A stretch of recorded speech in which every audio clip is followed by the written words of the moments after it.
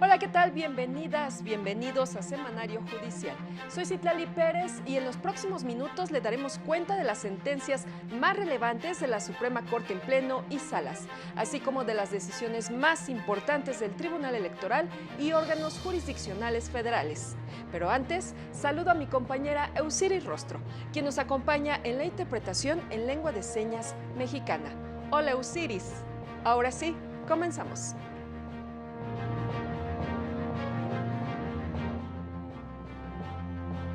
Por omisión, la Corte invalidó disposiciones de la Ley de Archivos del Estado de Chihuahua.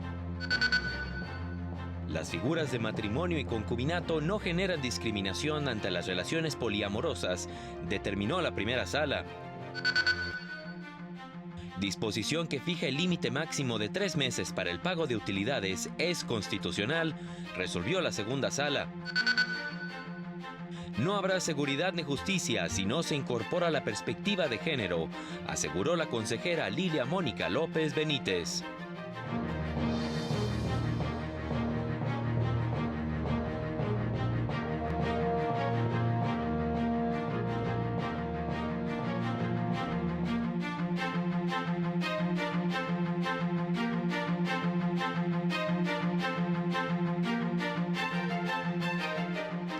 Esta semana el Pleno de la Corte analizó diversos asuntos relacionados con la Ley de Transparencia de Colima y la Ley de Archivos de Chihuahua.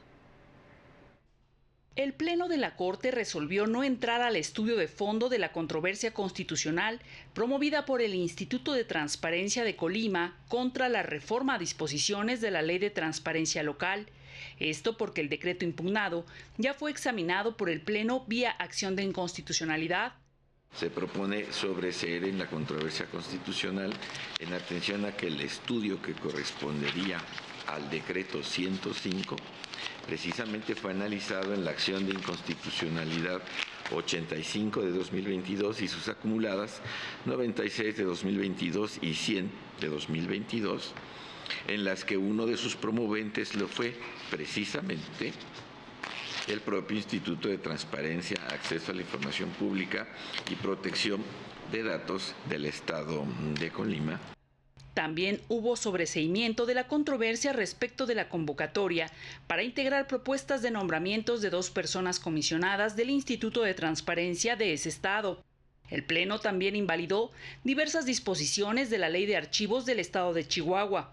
Esto al considerar que el legislador fue omiso al imponer la condición a los sujetos obligados para que en caso de extinción, fusión o cambio de adscripción no puedan modificar los instrumentos de control y consulta archivística. Tal omisión vulnera el principio de seguridad jurídica.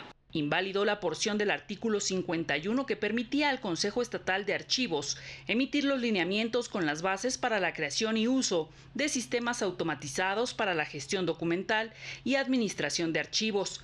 También resolvió que es inválido el artículo 71 en la porción que omitió integrar al Consejo Técnico y Científico Archivístico en el Consejo Estatal de Archivos.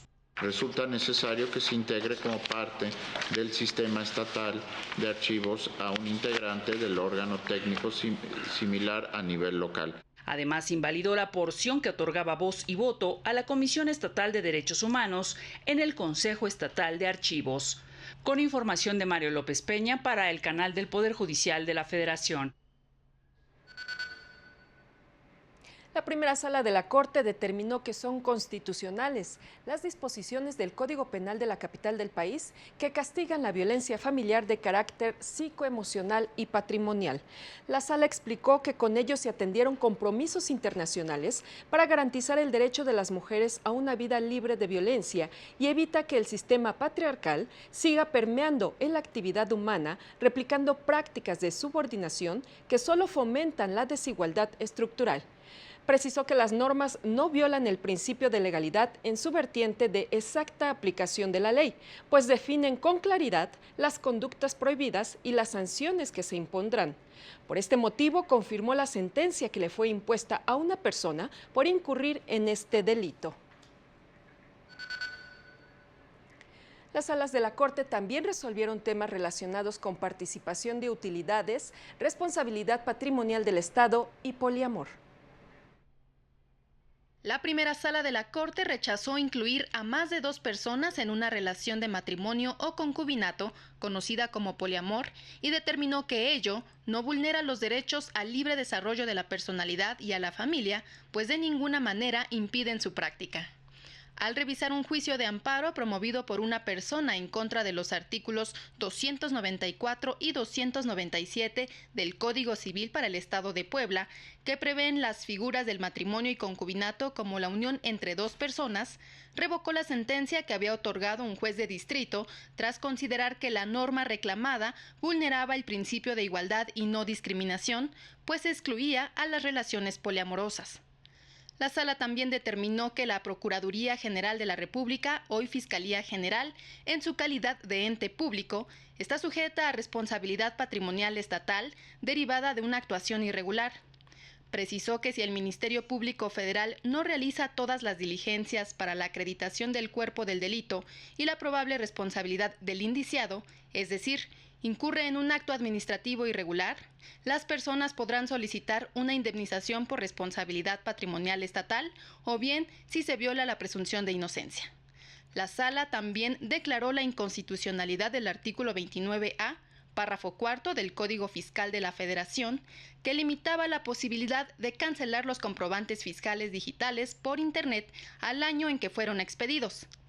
Por su parte, la segunda sala determinó que es válido que el monto de la participación de las utilidades previsto en la Ley Federal del Trabajo tenga como límite máximo 3 meses del salario del trabajador o, en su caso, el promedio de las participaciones recibidas en los últimos 3 años, según le resulte más favorable. Explicó que la medida no es absoluta, ya que admite la posibilidad de que se tomen en cuenta el promedio de la cantidad entregada al trabajador durante los últimos 3 años, sin que tampoco afecte de manera retroactiva sus derechos, pues la Constitución no prevé un límite mínimo para el pago de la prestación. La sala también ejerció su facultad de atracción para conocer de un recurso de revisión en el que analizaría la reintegración de un infante y la forma en que las autoridades judiciales y administrativas deben garantizar una protección especial de niñas, niños y adolescentes víctimas de violencia sexual en el desarrollo de este tipo de procedimientos. Este asunto le permitiría fijar estándares de actuación para dichas autoridades con el fin de evitar la revictimización del afectado. Para el canal del Poder Judicial de la Federación, Laura Murillo. La ministra presidenta Norma Lucía Piña Hernández sostuvo una reunión con el rector de la UNAM, Leonardo Lomelí Vanegas, en la que acordaron colaborar para analizar problemas de alto impacto social en nuestro país, como la desaparición forzada, los feminicidios, la movilidad de personas y el desarrollo sustentable. Lo anterior, a través de la investigación interdisciplinaria que vincula el conocimiento científico y la impartición de justicia constitucional, con programas de formación, difusión y abordaje de estas problemáticas. La ministra presidenta señaló que la colaboración con la máxima casa de estudios es un medio esencial para avanzar en la protección efectiva de los derechos humanos, así como en la vinculación entre la ciencia y las labores jurisdiccionales en beneficio de la sociedad. Y en más temas, la consejera de la Judicatura Federal, Lilia Mónica López Benítez, inauguró el segundo foro regional para la integración de una agenda en materia de seguridad y justicia desde el Poder Judicial Federal. Ciudadanía, academia, organizaciones civiles y autoridades de diversos niveles de gobierno participaron en la segunda sesión del Encuentro Nacional para una Agenda de Seguridad y Justicia, convocado por el Poder Judicial Federal, realizada en San Luis Potosí. Para esta segunda sesión, de las 14 programadas, fueron convocados los estados de San Luis Potosí y Zacatecas. Lilia Mónica López Benítez, consejera de la Judicatura Federal, subrayó que la perspectiva de género es clave para combatir la impunidad, reto que dijo es de todas las autoridades del sistema de justicia del país. No hay seguridad ni justicia sin una visión que incorpore la perspectiva de género. La construcción colaborativa de una agenda nacional por la seguridad y la justicia que nos reúne en este espacio no puede ser neutral. Su brújula jurídica y moral debe ser el pleno respeto a los derechos humanos y la igualdad de género como componentes esenciales y transversales a todos los demás. Los presidentes de los poderes judiciales de los estados convocados reconocieron el esfuerzo del Poder Judicial Federal por realizar este trabajo de escucha. Es necesario hacer hincapié en la importancia de garantizar el acceso a los servicios legales para toda la ciudadanía, independientemente de su condición social o económica. Esto implica asegurar que se conozcan y se respeten los derechos de todas las personas para facilitar el acceso a profesionistas y servicios legales. En cualquier sistema democrático fundamental, el diálogo es clave, el diálogo y la coordinación entre poderes, desde el respeto de las competencias que a cada uno nos corresponde y, por supuesto, desde nuestra autonomía. Por más de 3 horas, las personas participantes reflexionaron sobre los retos en el acceso a servicios legales, la seguridad del Sistema Nacional de Impartición de Justicia y la rendición de cuentas. Nos sorprendimos mucho que se acercó una víctima y vimos este caso de cerca y te cambia completamente la perspectiva de cómo tú debes de relacionarte con las víctimas. Qué bueno que es el Poder Judicial quien ha tomado esa iniciativa y ojalá permee bien sobre los otros dos poderes, el legislativo y el ejecutivo, para que pueda dar frutos correctamente. Es de suma importancia que todas las organizaciones civiles, que todas las personas pudieran acercarse, pudieran participar. Hay una parte de educación en relación al problema que es sobre entender el concepto de seguridad pública. Es que tenemos tal cantidad de leyes, tenemos tal cantidad de normas, que incluso el ciudadano se inhibe de poder acercarse a ellas. Los avances de esta segunda sesión podrán consultarse en el sitio web de la Suprema Corte de Justicia. Para el canal del Poder Judicial de la Federación, Mario López Peña. Momento de una pausa, volvemos.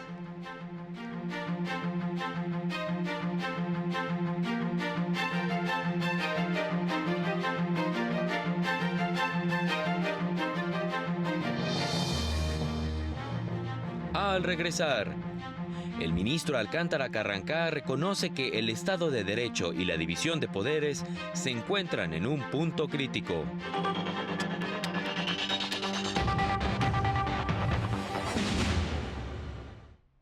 Ya estamos de regreso con más información. El ministro Juan Luis González Alcántara Carrancá advirtió que el Estado de Derecho y la división de poderes se encuentran en un punto crítico. El ministro Juan Luis González Alcántara Carrancá aseguró que juezas y jueces no son políticos en campaña y destacó que las sutilezas del desempeño de la función jurisdiccional se pierden en el discurso político cotidiano para menoscabar su legitimidad. No son propiamente el gobierno, pero tampoco son la oposición en el sentido específico en que se suelen utilizar, por lo menos en nuestro país, en estos términos. El respeto a su independencia, entonces exige a los integrantes de los otros poderes reconocer esta distinción central entre la naturaleza de sus funciones y abordar el diálogo institucional, pero de buena fe. Cuando una persona acusada por un delito grave es liberada con base en las violaciones procedimentales, es muy fácil esgrimir acusaciones en contra de todo el tribunal que tomó la decisión. En conferencia inaugural del ciclo de conferencias de actualización judicial 2024 organizadas por el Poder Judicial de la Ciudad de México, subrayó que al desempeñar una función técnica, la judicatura es vulnerable a ataques de las ramas políticas del gobierno ante la dificultad del lenguaje que utiliza.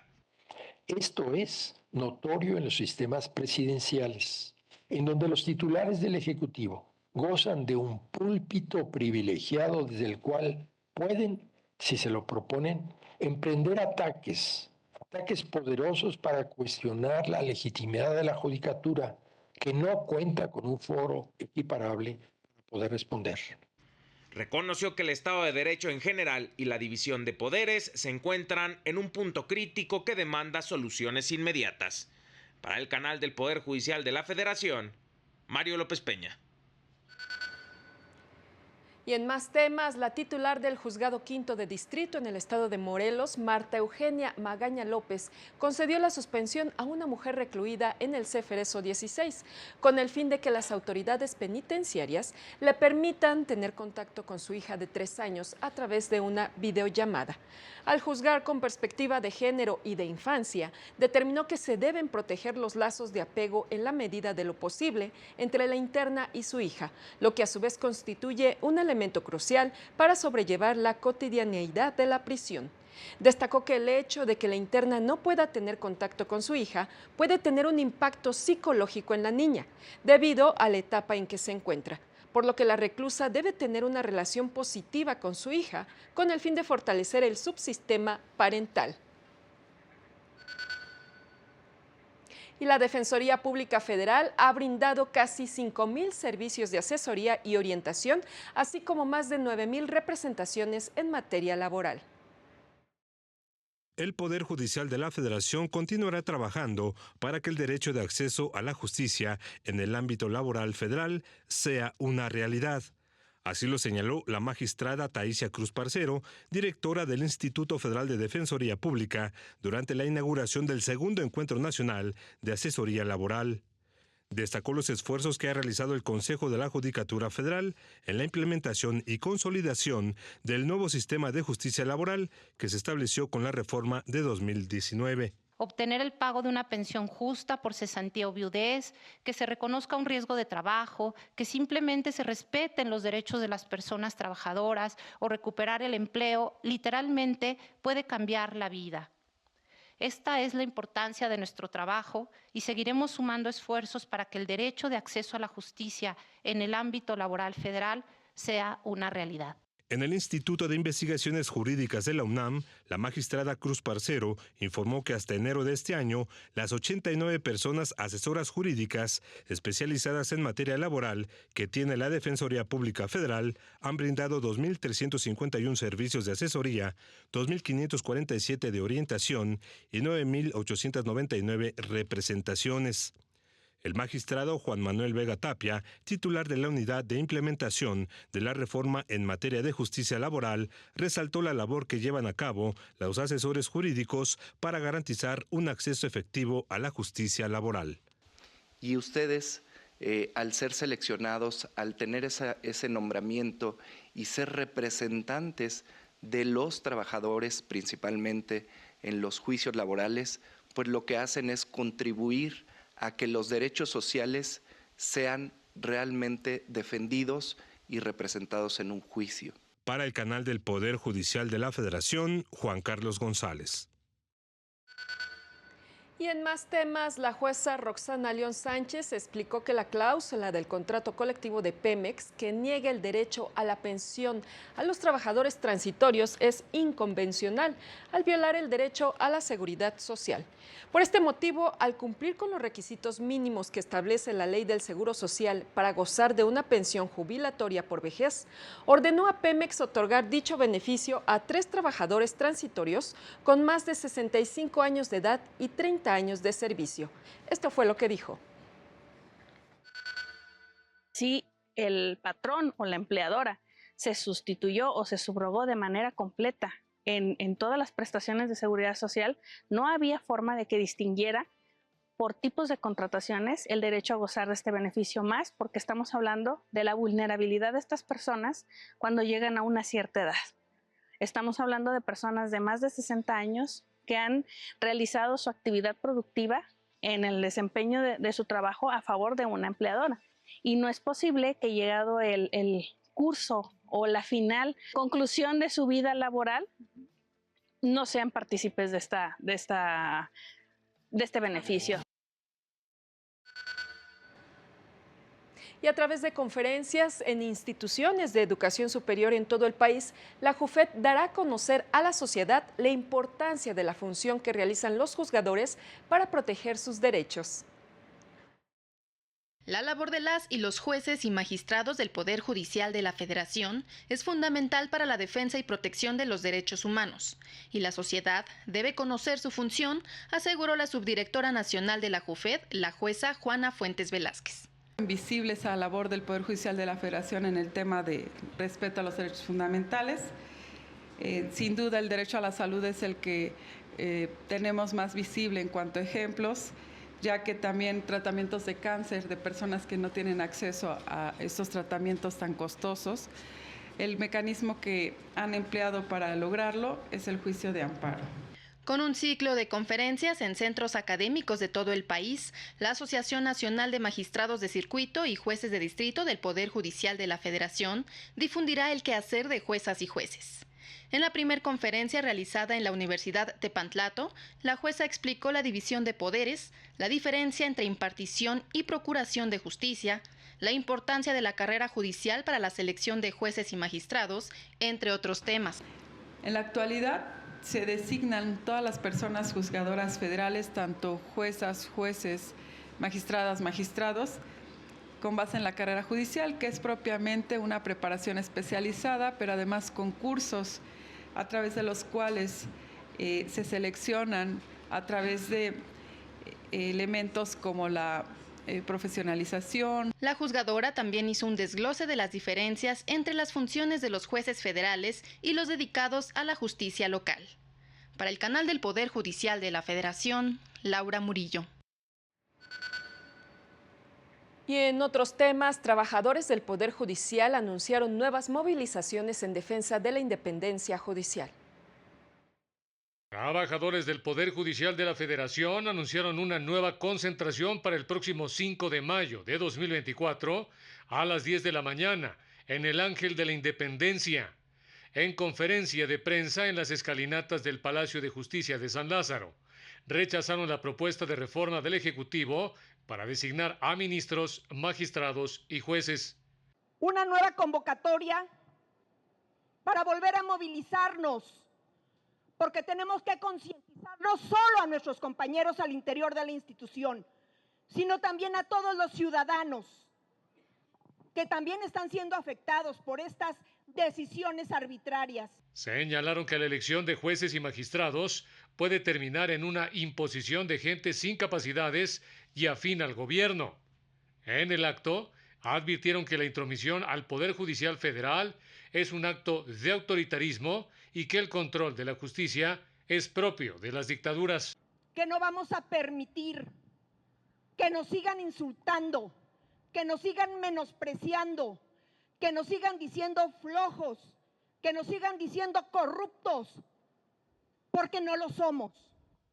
Porque somos personas que estamos aquí después de muchos esfuerzos, de años de estudio, de años de preparación a través de nuestra escuela judicial. Ahora recordemos también que la reforma que está proponiendo el Ejecutivo no va a ser por elección popular, es un engaño al pueblo de México. No es por elección popular, es por elección partidista. Añadieron que de concretarse la reforma, eliminaría la defensa de los derechos de todos los ciudadanos, sometiéndolos a los intereses del grupo en el poder. En el semanario judicial de esta semana se publicaron 67 criterios relevantes de diversos órganos jurisdiccionales federales, entre los que se encuentran 11 de las salas de la Suprema Corte. La primera sala publicó 10 criterios, destacando uno que establece la obligación de juzgar sin estereotipos de género, uno más sobre violencia familiar y la facultad del juez para determinar si una relación es de índole familiar, una sobre reclasificación jurídica del delito, medida que no vulnera el debido proceso, y una sobre incompetencia por razones de territorio. Además, publicó 2 criterios sobre deducción de pagos a partes relacionadas o a través de acuerdos reestructurados que recaigan en regímenes fiscales preferentes, 2 más sobre legitimación de personas morales oficiales en el juicio de amparo en asuntos del orden penal, así como criterios sobre normas que establecen la mecánica de los impuestos, mismas que no pueden someterse al análisis de presunción de inocencia, y sobre utilidad fiscal ajustada. De segunda sala se publicó un criterio en el que define el momento procesal oportuno para promover el incidente de incompetencia o declinatoria en el procedimiento ordinario laboral. De plenos regionales se publicaron 9 criterios, 8 jurisprudencias y una tesis aislada, en los que se abordan temas de ejecución del laudo, negativa del Ministerio Público a reconocer la calidad de víctimas y pruebas en el sistema penal acusatorio. En tanto que de tribunales colegiados se publicaron 47 tesis aisladas. Vamos a una nueva pausa, pero no se vaya porque ya volvemos.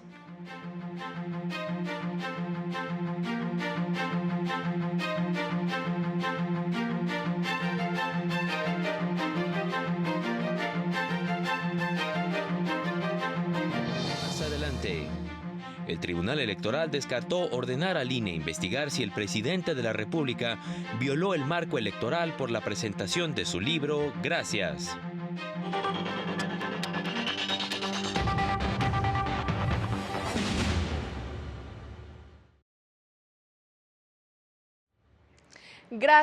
Gracias por continuar con nosotros. Seguimos con la información.